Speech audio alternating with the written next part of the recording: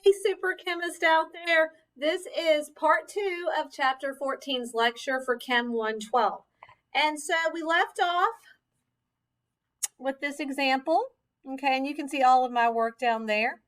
It's also on the previous video.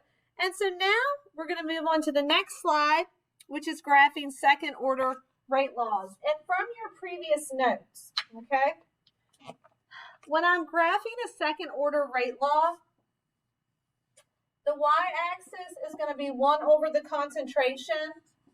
In this example on your slide, the concentration is nitrogen dioxide. It's always going to be 1 over that.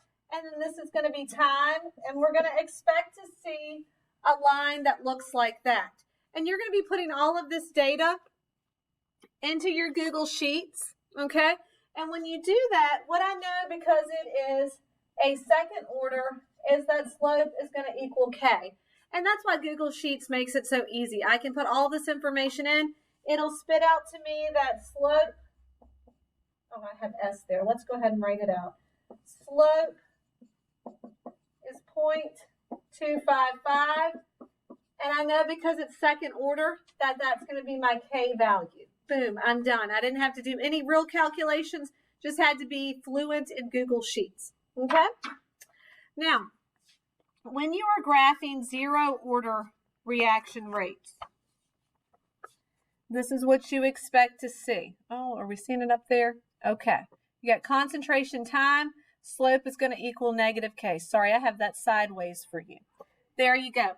The next slide, I tried to give you just kind of a quick cheat sheet on what your rate law is going to look like, what your integrated rate law is going to look like, and what your half-life is going to look like. And towards the end of chapter 14, there were some half-life calculations, and I'd like to go ahead and do one of those with you, okay? So I'm on the slide that says half-life calculations in your notes. And it says you've got some molecular iodine, and it's dissociating at 625 Kelvin, so gave you the temperature in Kelvin already.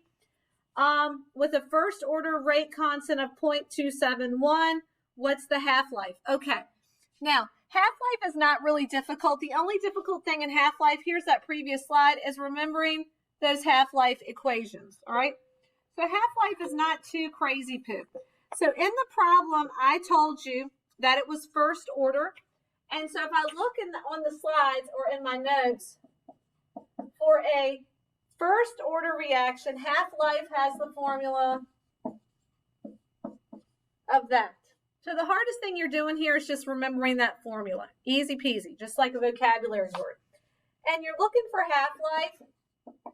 And if you read the problem, I gave you the K value.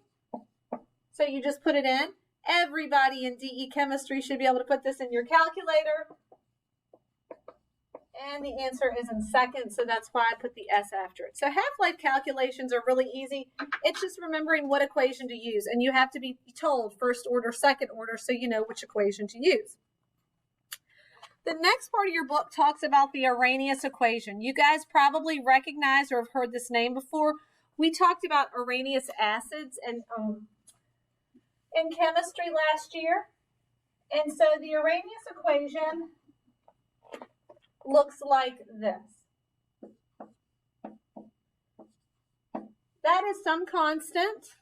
This is E in your calculator. The EA up here is the activation energy. R is that good old gas law, R, 8.314. And then capital T, so I know that's temperature. So when you look at this example in your notes, it says the activation energy of a reaction is 56.8 and the frequency factor is 1.5 times 10 to the 11. Calculate the rate constant at 25 degrees. Okay, so the frequency factor is that constant, so this is going to be 1.5 times 10 to the 11. And then I have my little E here, okay? And up on the top, I need to put my activation energy. Now, here is the little hiccup. I'm giving you the activation energy in kilojoules. It has to be in joules. So I said 56.8 kilojoules. You're going to multiply that by 1,000, okay? To get the activation energy. R is 8.314 298.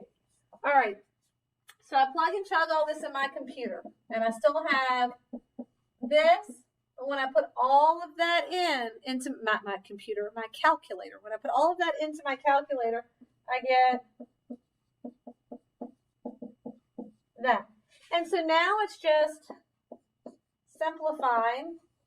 I'm done. 1/seconds is the correct unit, or seconds to the -1. Okay?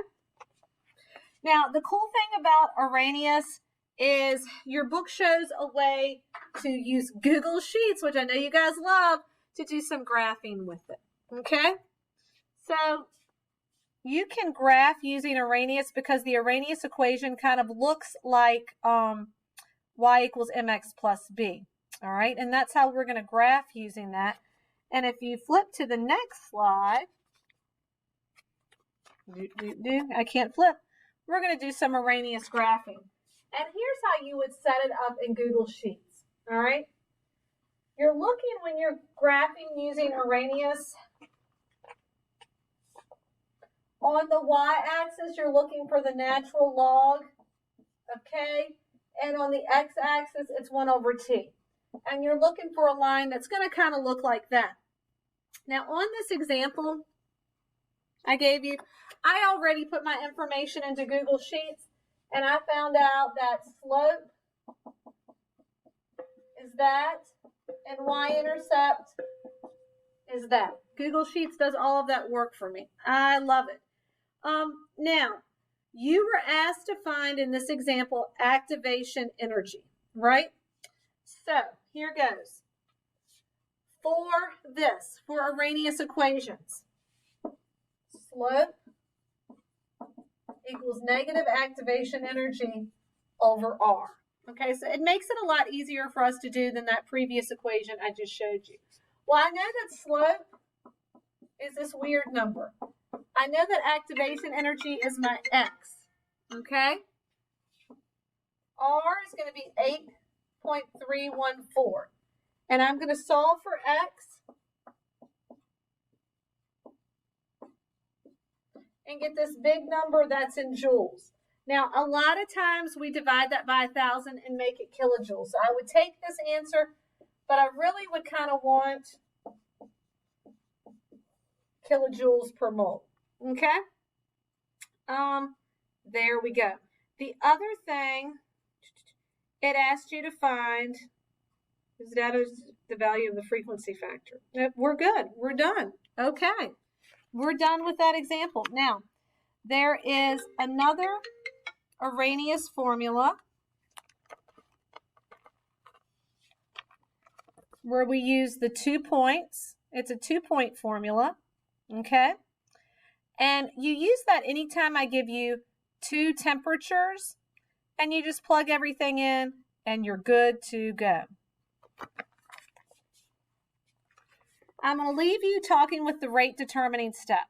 Every time we do a chemical reaction, there is a step that slows the process down. Just like if you're running in a track race and you have 2 fast runners and 1 slow runner, you can only finish your relay race as fast as that slow runner is. Okay? Same thing with chemistry. The slowest step is the rate determining step.